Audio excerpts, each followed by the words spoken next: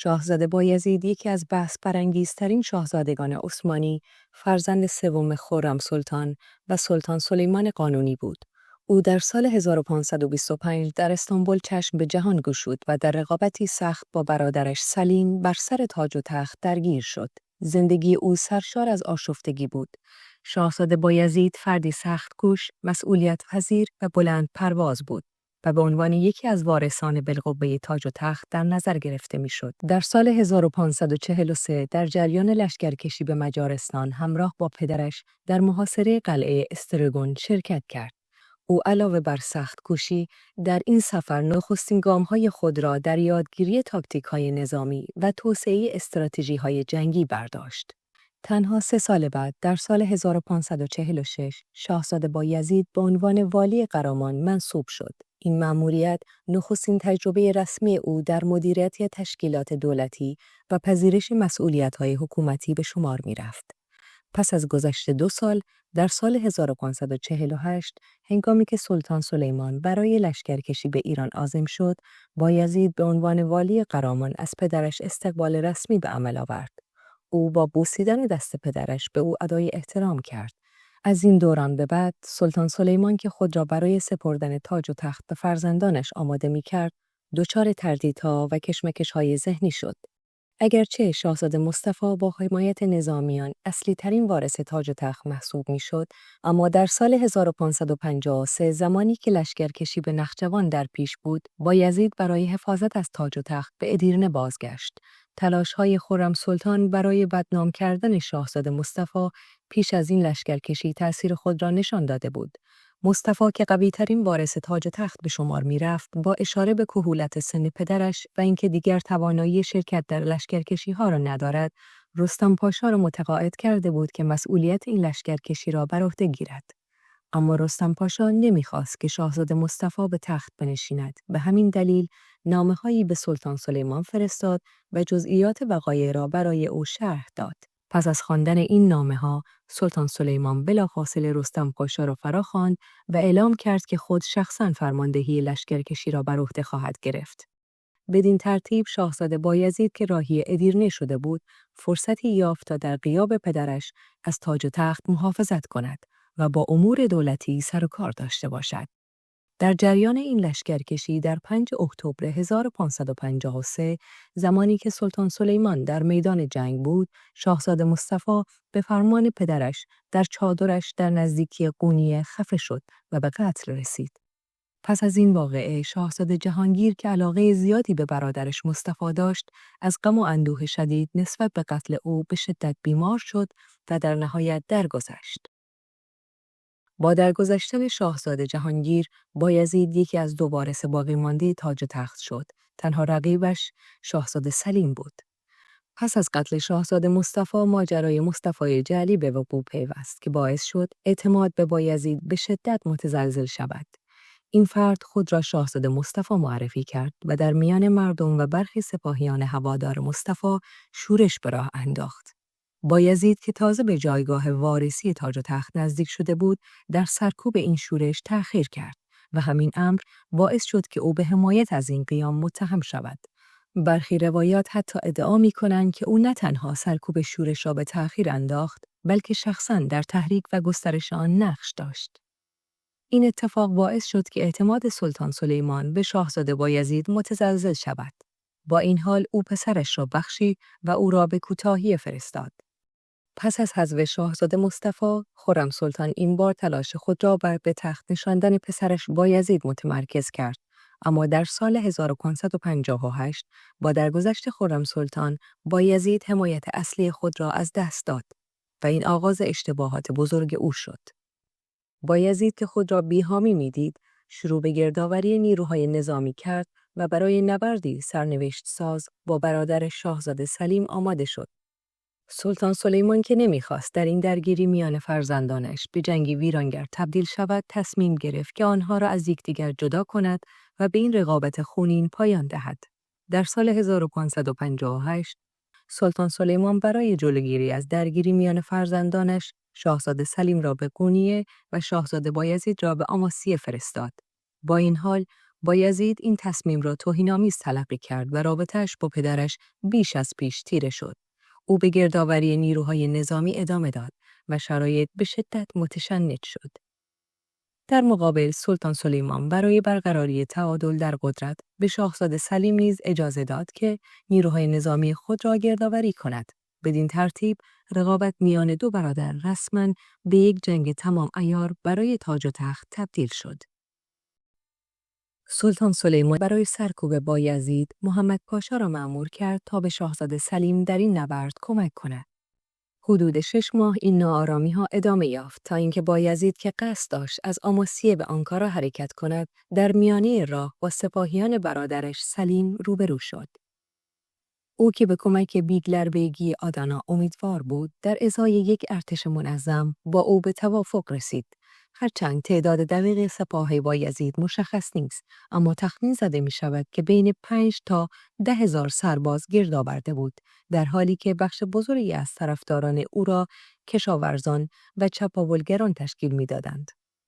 در مقابل شاهزاده سلیم که از حمایت کامل محمد پاشا برخوردار بود، فرماندهی 20,000 سپاهی ینیچری را در اختیار داشت.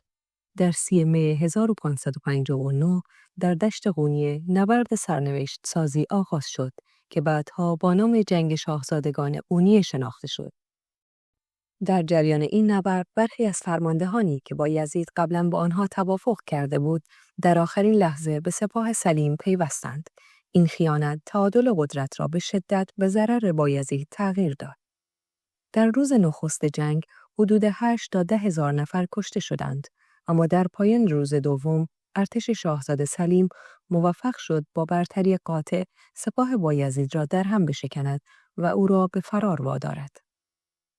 بایزید که تسلیم شدن را پذیرفتنی نمی‌دانست، به آماسیه بازگشت و از پدرش طلب بخشش کرد. با این حال سلطان سلیمان که بایزید را به شورش و خیانت متهم می‌کرد، درخواست او را رد کرد و تصمیم گرفت تا این رقابت را برای همیشه پایان دهد. بالاجبار شاهزاده بایزید که در آناتولی گرفتار شده بود، با نیروهای عثمانی که در تعقیب او بودند روبرو شد و توانست آنها را شکست دهد، اما او به خوبی می‌دانست که این حمله آخرین تهدید نخواهد بود. هنگامی که دریافت دیگر نمی‌تواند در سرزمین‌های عثمانی پناهگاهی بیابد، در آگوست 1559 همراه با نزدیکان و فرزندانش به ایران گریخت و به شاه طهماسپ صفوی پناه برد. پیش از فرار بایزید، سلطان سلیمان قانونی در نامه‌ای رسمی به شاه طهماسپ هشدار داده بود که اگر بایزید به او پناه ببرد، باید برای حفظ دوستی میان دو امپراتوری او را تسلیم کنند. سلطان سلیمان در واقع شاه صفوی را تهدید کرده بود. پیش از این سلطان سلیمان در سالهای 1533، 1547 و 1555 3 بار به ایران لشکر کشیده بود. پس از آخرین لشکرکشی، عهدنامه آماسیه میان دو دولت امضا شد و صلح میان عثمانی‌ها و صفویان برقرار گردید. سلطان سلیمان قانونی در برابر شاه طهماسپ همواره در موضع برتری قرار داشت. شاه صفوی نیز با پذیرش معاهده آماسیه قدرت عثمانی را به رسمیت شناخته و حاکمیت این امپراتوری بر بغداد و قارس را پذیرفته بود. پس از این معاهده هر دو طرف تلاش کرده بودند که از رویارویی مستقیم با یکدیگر اجتناب کنند. با این حال شورش شاهزاده بایزید و پناه بردن او به ایران مرحله جدیدی را در روابط دو کشور گشوده بود. بدین ترتیب مسئله‌ای که در اصل یک درگیری داخلی در عثمانی بود، به یک چالش دیپلماتیک میان عثمانی و صفویان تبدیل شد و بایزید نقشی تعیین کننده در سیاست‌های دو کشور ایفا کرده بود. مهمتر از همه شاه طهماسپ قصد داشت از بایزید به عنوان ابزاری برای تحت فشار قرار دادن عثمانی استفاده کند و حداقل برای مدتی هم که شده از تهدید سلطان سلیمان رهایی یابد. علاوه بر این او به دنبال انتقام گیری از عثمانی‌ها بود، چرا که پیشتر برادرش القاس میرزا به عثمانی پناه برده بود و سلطان سلیمان از او حمایت کرده بود و علیه طهماسپ لشکرکشی کرده بود. گفته میشد که شاه طهماسپ از پناهنده شدن بایزید بسیار خرسند شد و در محافل نزدیکانش چنین گفت: این نعمتی است که خداوند در ازای القاس میرزا به ما عطا کرده است. شاهزاده که ابتدا به ایروان و سپس به پایتخت ایران قزوین رفت. در آنجا شاه طهماسب در 23 اکتبر 1559 با جشنی با شکوه از او استقبال کرد. در این مراسم طبقی از جواهرات بر سر شاهزاده ریخته شد. شاه طهماسب شاهزاده و فرزندانش را با احترام فراوان نگه داشت و سوگند یاد کرد که هرگز آنها آسیبی نخواهند دید و آنان را به سلطان سلیمان تحویل ندهد. پناه بردن شاهزاده به شاه صفوی و استقبال با شکوه از او در قزوین در استانبول موجی از وحشت و اضطراب ایجاد کرد. مقامات عثمانی به این نتیجه رسیدند که تنها راه پایان دادن به این جنگ داخلی میان برادران و تضمین سلطنت شاهزاده سلیم قتل هرچه سریعتر بایزید است. از سوی دیگر هرچند شاه طهماسب قصد داشت از شاهزاده بایزید برای منافع خود استفاده کند، اما قدرت لازم برای عملی کردن این نقشه را در خود نمیدید. او در تذکره‌هایش همواره از سلطان سلیمان با عنوان حضرت خاقان یاد می‌کرد و از خشمگین کردن او و ایجاد جنگی تازه میان صفویان و عثمانیان به شدت هراس داشت. بایزید که می‌دانست بدون دریافت عفو در صورت بازگشت کشته خواهد شد، از شاه طهماسب درخواست کرد که میان او و پدرش وساطت کند و برای جلب عفو سلطان سلیمان میانجیگری کند. در پی این درخواست، شاه طهماسب هیئتی دیپلماتیک را آماده کرده و آنها را به استانبول فرستاد. او در نامه‌ای رسمی که همراه این هیئت به سلطان سلیمان ارسال کرده بود، از او تقاضای بخشش بایزید را نموده بود. تلاش‌های شاه طهماسب و شاهزاده بایزید بی‌نتیجه ماند و مذاکرات میان ایران و دربار عثمانی سالها به طول انجامید. شاه طهماسب که تا حدودی به دنبال منافع شخصی خود نیز بود، حدود 4 تا 5 سال مکاتبات خود را با دربار عثمانی ادامه داد. شاه که از ابتدا رقابت شاهزادگان عثمانی را با دقت زیر نظر داشت، به خوبی می‌دانست که بازگشت بایزید به سرزمین‌های عثمانی چه پیامدهایی خواهد داشت. از همین رو در تلاش بود که از این مسئله حساس امتیاز سیاسی قابل توجهی کسب کند. با این حال، همانطور که پیشتر اشاره شد، نمی‌خواست مستقیما با سلطان سلیمان رویارویی شود. از آنجا که شاه طهماسب از بیان صریح خواسته‌های خود پرهیز می‌کرد، در مذاکرات سعی داشت متوجه شود که در ازای تسلیم شاهزاده بایزید، عثمانی‌ها حاضرند چه امتیازاتی بدهند و چه چیزهایی را نخواهند پذیرفت. یکی از خواسته‌های او الحاق بغداد به قلمرو صفویان بود. شاه طهماسب این درخواست را به سلطان سلیمان منتقل کرد، اما پاسخی دریافت نکرد. پس از مدتی او دریافت که اصرار بیش از حد بر این موضوع سودی نخواهد داشت و از این مطالبه صرف نظر کرد. شاه طهماسب متوجه شد که بایزید در مکاتبات خود فقط شاه طهماسب خطابش می‌کند و این را بی احترامی تلقی کرد. در یکی از تذکره‌های تاریخی آمده است که یکی از نادانی‌های او این بود که با وجود پناهندگیش همچنان مرا شاه طهماسب خطاب می‌کرد. آنگاه فهمیدم که او فردی نادان و جاهل است. در این سخنان و شایعاتی مبنی بر اینکه شاهزاده بایزید در حال طراحی سوء قصد علیه شاه طهماسب است، باعث شد که شاه تصمیم به تسلیم او گردد. در نهایت میان سلطان سلیمان و شاهزاده سلیم وارث تاج و تخت عثمانی توافق حاصل شد که بایزید باید به صورت زنده تحویل داده نشود، بلکه پس از قتل جسد او تحویل داده شود. شاه طهماسب که پیش از سوگند یاد کرده بود که شاهزاده بایزید را به پدرش تحویل نخواهد داد، برای آنکه سوگند خود را نقض نکند، او را به نماینده شاهزاده سلیم تسلیم کرد. هرچند شاه طهماسب نتوانست تمامی امتیازاتی را که در مذاکرات خواستار آن بود به دست آورد، اما با این حال توانست از این توافق بهره‌مند شود. سلطان سلیمان برای اطمینان از قتل بایزید برخی از خواسته‌های شاه صفوی را پذیرفت. طبق این توافق، قلعه قارس به ایران واگذار شد. شاهزاده سلیم نیز تعهد داد که پس از به سلطنت رسیدن روابط دوستانه‌ای با ایران حفظ کند.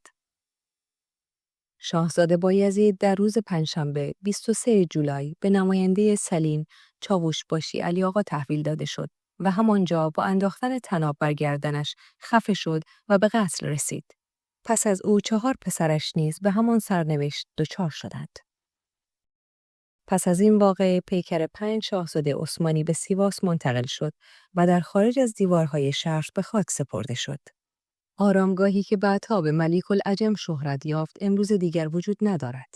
در همین زمان پنجمین پسر بایزید که به دلیل سن بسیار کم همراه او نبود، در بورسا زندگی می‌کرد نیز به قتل رسید. پس از قتل بایزید مبلغی کمتر از آنچه که پیشتر وعده داده شده بود، یعنی 500 سکه طلا به همراه هدایای گرانبهایی برای شاه طهماسب فرستاده شد.